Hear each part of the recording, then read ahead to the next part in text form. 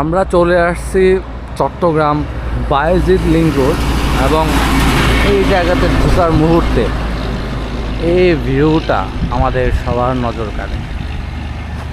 অস্থির একটা ভিউ।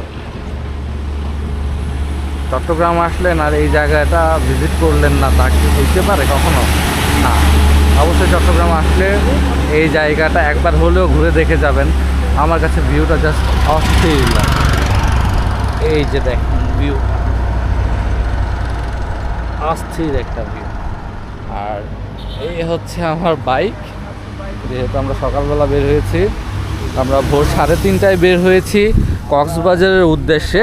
তো আমরা চট্টগ্রামের ওই দিক দিয়ে না ঢুকে আমরা এই দিক দিয়ে ঢুকেছি বায়েজিদ লিংক রোড দিয়ে। যেহেতু ঘুরতে এসেছি, তো ঘোরার মতো করে ঘুরতে হবে এবং জগৎটাকে দেখতে হবে। টাকা পয়সা কামালেই হবে না, দেখতে হবে।